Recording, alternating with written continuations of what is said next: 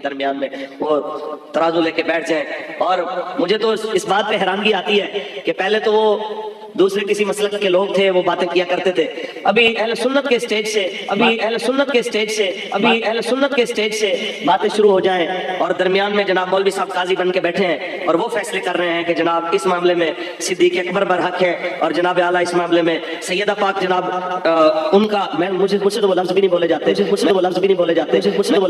जाते। मैं कहना चाहता हूँ कि ऐसे मौलवियों को खुदा का खौफ करो, अपनी औकात देखो, कहाँ तुम और कहाँ सैयदा की जात। कहाँ जब ये नारा लगा बेखता बेगुना मुआविया रदी अल्लाह तआला अन्हु, तो इस पर कुछ लोगों को एतराज हुआ।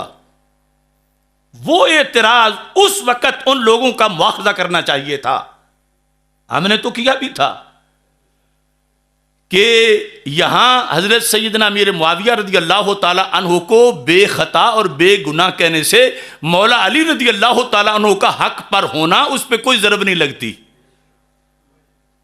वो अपनी जगह हक पर हैं और ये भी बेखता बेगुनाह हैं, क्योंकि इनका गुनाह और खता बमाना गुनाह तब होता जब इब्तिदाए इज्तिहाद में इनके दिल में दुनिया होती।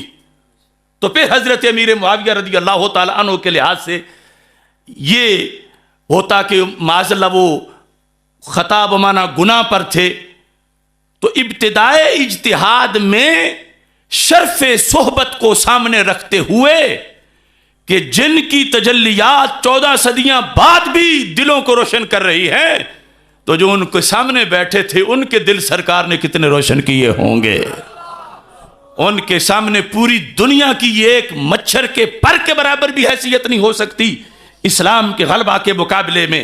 लिहाजा ये जुल्म हुआ हमारे मुआशरे में और जुल्म किया गया ताहिरुल कादरी और उसके फिरके की जानिब से, और फिर कोई जाने ना जाने कैसे कैसे उस कश्ती में बैठे कि हजरत अमीर मुआविया रज़ी अल्लाह तआला अन्हु के बारे में जब लफ्ज खता का इस्तेमाल किया जाता रहा, जो सदियों से आ रहा था, उस लफ्ज खता को जुर्म बना के माज़अल्लाह पेश किया गया, उस लफ्ज खता को गुनाह बना के पेश किया गया। जबकि 14 सदियों का अहले सुन्नत का अकीदा था कि जहां खता बमाना गुनाह या जुर्म है उस मरहले में तो दोनों ही हक पर थे। इंतहाए क्यास इज्तिहाद में मौला अली रज़ी अल्लाह तआला अन्हु बिल यकीन हक पर थे हैं, और वो हक इज्तिहादी है। और हजरत अमीर मुआविया रज़ी अल्लाह तआला अन्हु उस हक तक ना पहुंच सके कोशिशें बिस्यार के बावजूद, तो रब ने उस कोशिश पर उन्हें भी सवाब अता फरमा दिया। अगर उस वक्त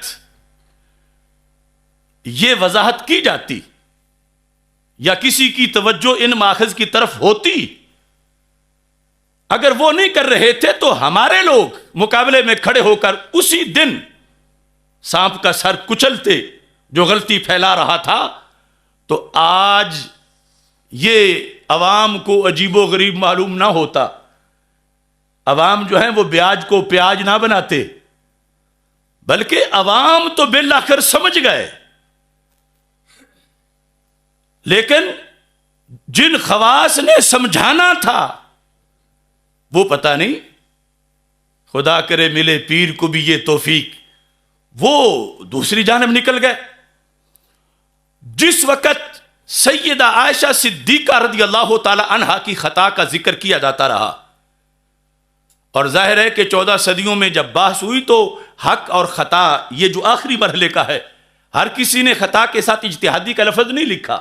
सैयदा आयशा सिद्दीका रज़ी अल्लाह तआला अन्हा के लिए जो लफ्ज खता इस्तेमाल किया गया, हमारा उससे इख्तिलाफ नहीं, लेकिन वो जिस पस मंजर में किया गया, जिस सियाक में किया गया, अगर वो उस वक्त मुआशरे को बताया जाता तो सैयदा तय्यबा ताहिरा हजरत सैयदा फातिमा रज़ी अल्लाह तआला अन्हा के इज्तिहाद के मामला में लोगों को कोई अजनबी बात महसूस ना होती।